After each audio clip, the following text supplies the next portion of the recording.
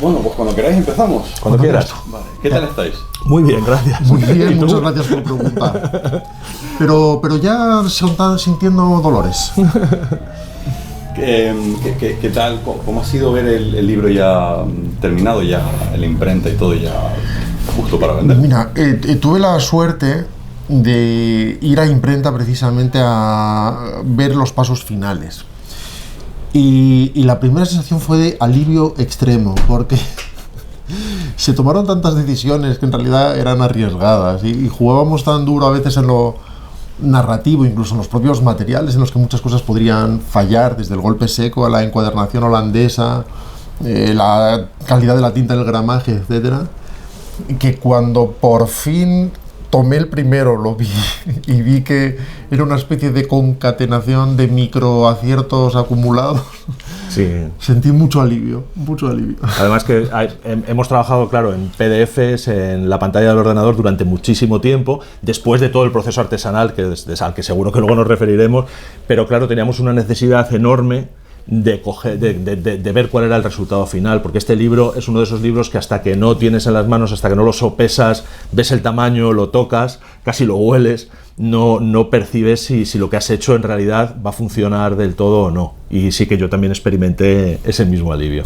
Claro, quería preguntaros precisamente por eso, porque uno abre el libro y tiene algo extraño, pero al mismo tiempo súper magnético, que te invita a seguir avanzando las páginas, pero claro, son cada página una viñeta, las que más tienen dos, pero algunas es a lo mejor una sexta, una séptima parte de la página, solo una pequeña, es decir, que a nivel de diseño ya es algo diferente, es algo inusual a lo que se suele encontrar el lector, ya sea de cómic o de libro.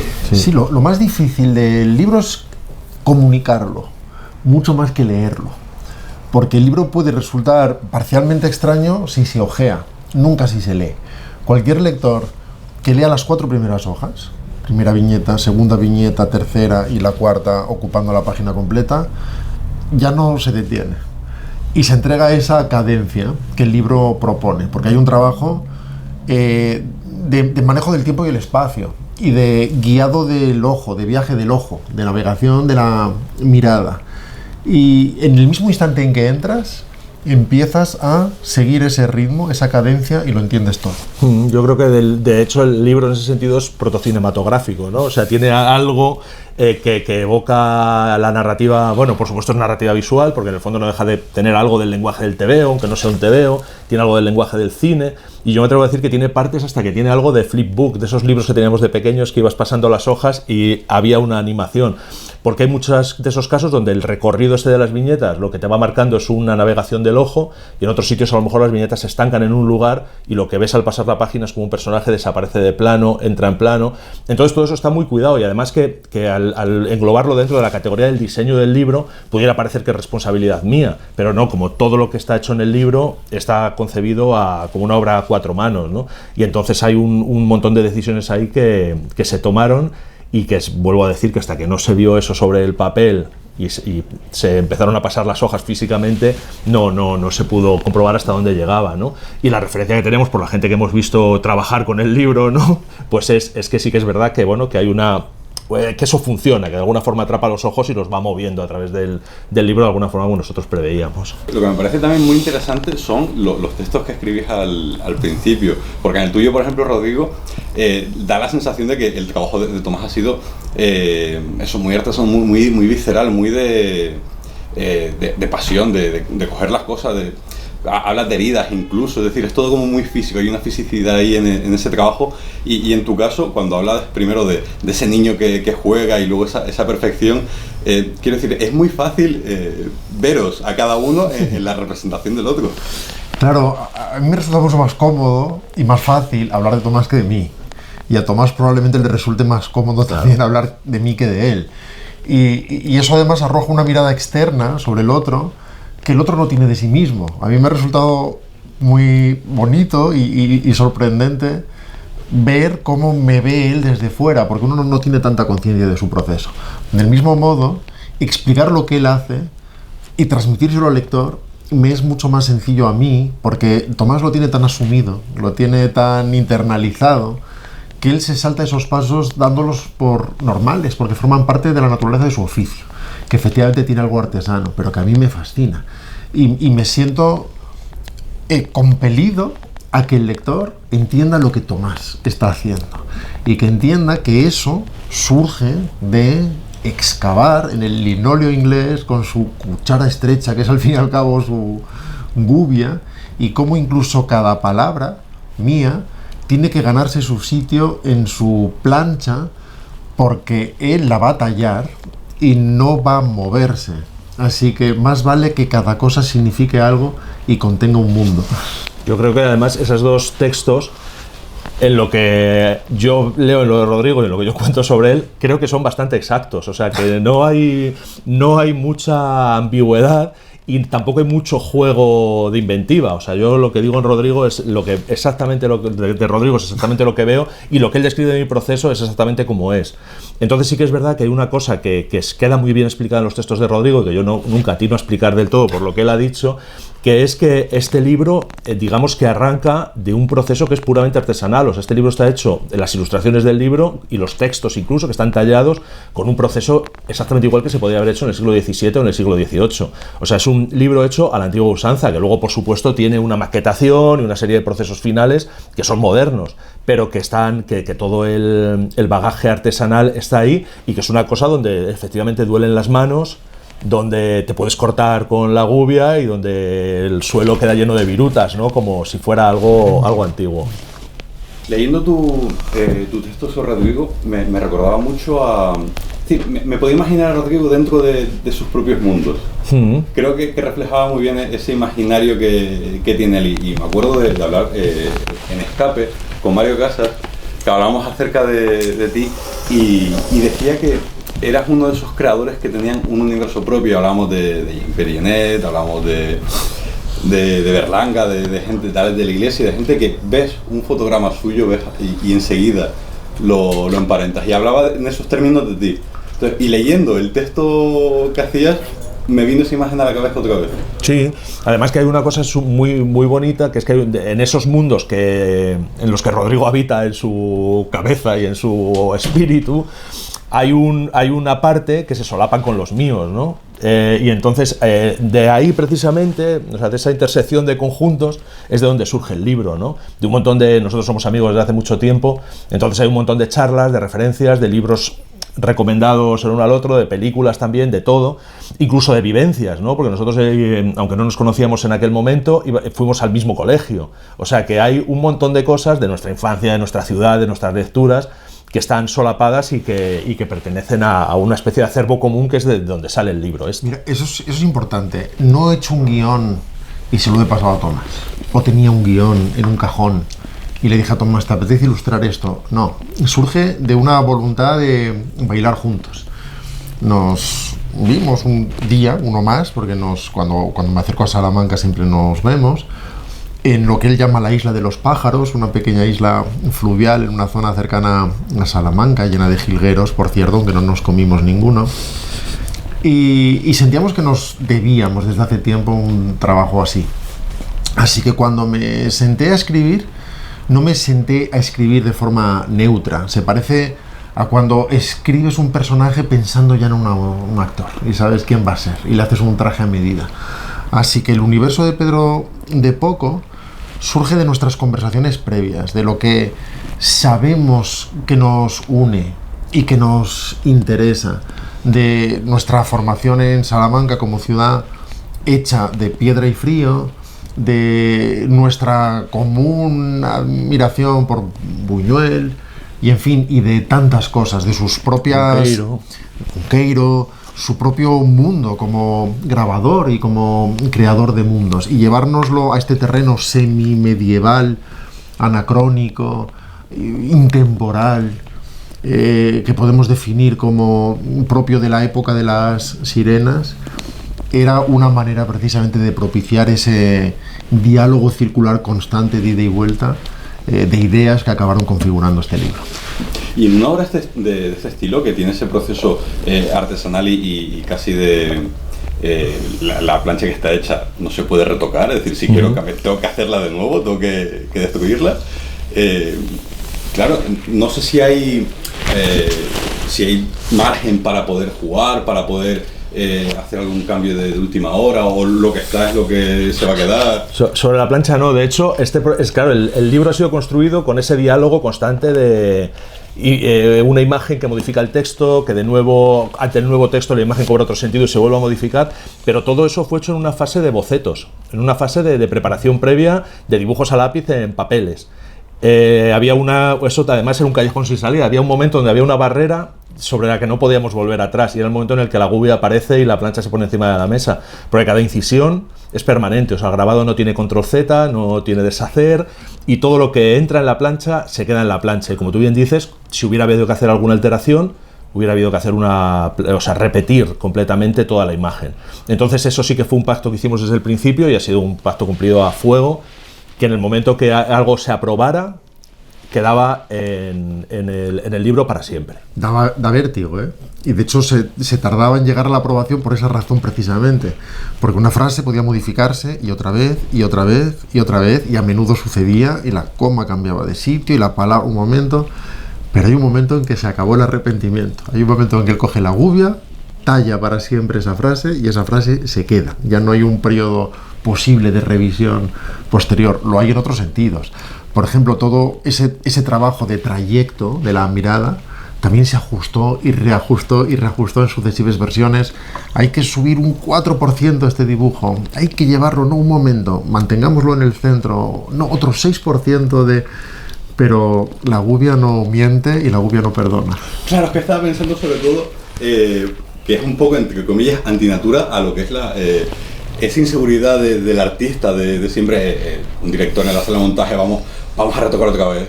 Se presenta un festival, pero vamos a hacer otro montaje. Un dibujante de cómic, lo borro y vuelvo a hacer. Claro, aquí decís eso, que hay un punto de no retorno. Claro.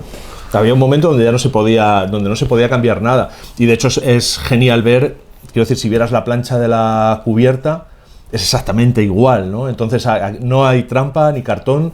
Y creo que eso también es algo que, aunque pudiéramos haber trampeado, el hecho de que no lo hayamos hecho, de alguna forma se trasluce en la versión final del libro. Y hay una honestidad, una crudeza, una sequedad, incluso si quieres, que viene de las planchas y que resulta de no haberlas retocado para nada, ¿no? No hay ningún efecto, no hay ningún filtro, no hay nada. Es solamente la misma marca que dejó la tinta en mi papel, cuando lo estampé con una prensa que tengo que mete 1000 kilos de presión entre la plancha y el papel. Esa huella de tinta que dejó la plancha sobre el papel es la misma que hay en el libro, exactamente igual. Y de alguna manera eso es lo que se intenta trasladar precisamente a través de la propia edición. Cuando el golpe seco de la portada te permite leerlo también con los dedos. Lo primero que hace siempre el lector es esto, hace esto. O esta encuadernación holandesa en tela, y como casi sentimos que esto está hecho con hierro al rojo, quemando la propia tela, o incluso la famosa cinta de registro, creo que se llama, sí, ¿no? El cordelito, que llamamos los seres humanos. En fin, hay como una voluntad de que el lector, cuando toca al objeto y cuando lo percibe, sienta también esa vocación de artesanía, de libro antiguo, o por lo menos libro hecho como se hacían antes.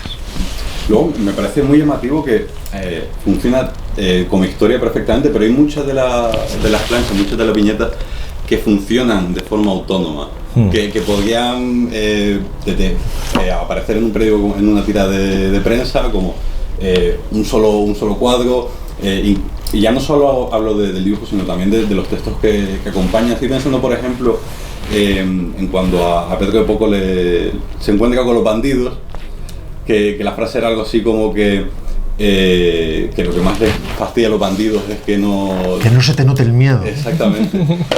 Sí, haces una camiseta, ¿no? De hecho dice, a los bandidos les da rabia que no se te note el miedo.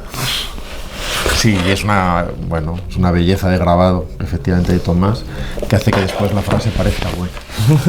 Además es que este sistema de navegación, ¿no?, que tiene el libro también hace que cada una de las imágenes brille muchísimo más, porque el hecho de presentarlas aisladas y con ese aire alrededor, yo creo que concentra la mirada de una forma que a lo mejor en una página de cómic convencional pues no funcionaría de una forma tan apabullante, ¿no? Y que luego lo que comentabas, por ejemplo, ese del lenguaje cinematográfico. Recuerdo la secuencia en la que vemos a Pedro con el que es su amor, cuando le entrega el corazón, que aparece un tercer personaje. Cómo navega la mirada y las propias páginas, que le da también un dinamismo, y la propia historia da la sensación de que como que va fluyendo con el lector, que te va guiando de la mano, que está siempre en movimiento. Incluso el tamaño, porque partimos de un grabado precioso de Tomás en el que se vean los amantes casi formando parte monumental de la naturaleza, y luego con la irrupción del marido vemos una viñeta minúscula en la parte izquierda, que luego se convierte en otra viñeta minúscula en el centro, que se mueve a la derecha para mostrar esa reacción ante el fin del sueño.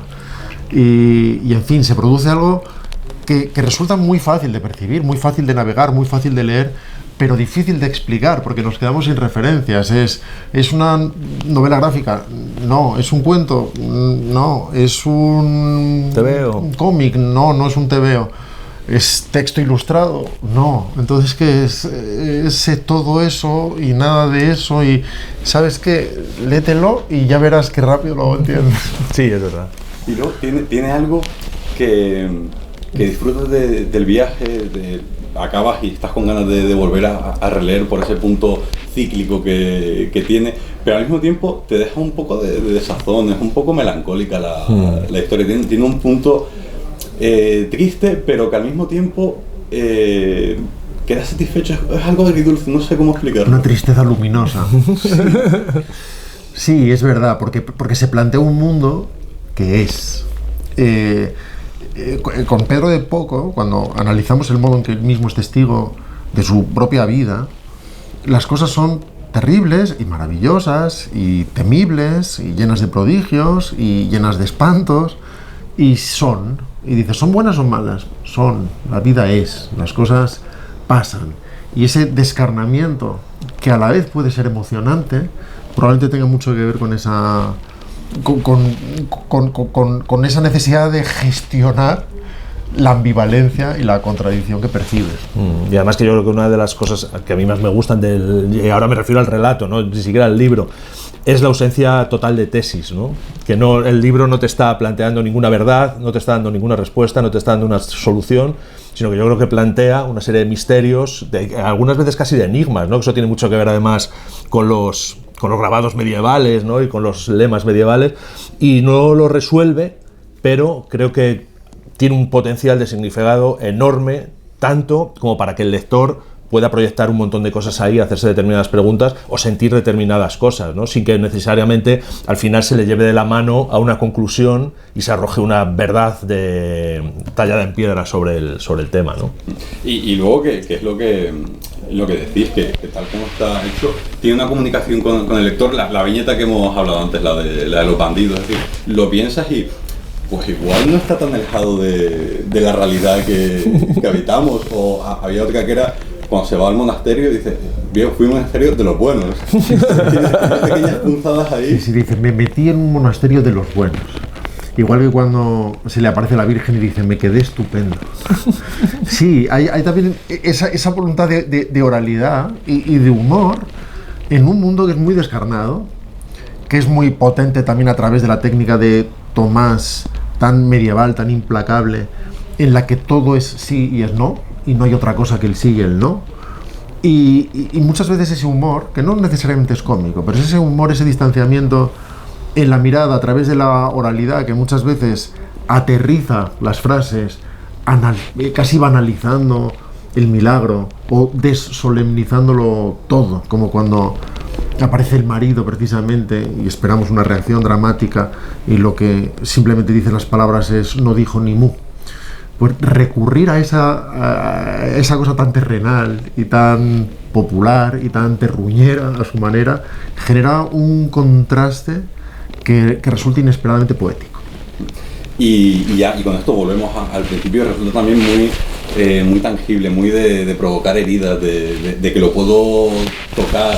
Pienso, por ejemplo, en la escena en la que conoce a su amor, en la que se arranca el corazón era una viñeta que decía la vi y me enamoré de golpe o una cosa así, y la siguiente no hay diálogo, simplemente son ellos dos mirándose y se te queda grabado. Entonces tiene también esa capacidad de que el lector vea el volumen y lo sienta. Sí, y además yo creo que hay un juego ahí, en este caso, por ejemplo, con una especie de literalidad extrema, ¿no?, entre la imagen y el texto, que yo creo que arroja un sentido poético y un impacto muy grande, ¿no? Y en otras ocasiones, pues esos caminos se separan y de repente cuando dice, aparecieron los mensajeros, ¿no? Primero llegaron los peregrinos, después los mensajeros, y los mensajeros aparecen unos cuervos y unas tortugas, ¿no? Y de repente, pues ahí ese distanciamiento yo creo que hay que llenarlo de alguna forma, o no, pero que yo creo que provoca una serie de sensaciones y de desafíos a quien está enfrentándose al libro, ¿no? Y que no tiene respuesta, porque claro, no. Cuando dices, después llegaron los mensajeros, y los mensajeros son grajos, cuervos y tortugas. Y también hay una conversación, ¿qué animales van a ser? Para empezar, ¿por qué animales? No lo sé, simplemente vamos a decir qué animales son los mensajeros, dando por hecho que un montón de cosas que no deberíamos dar por hechas.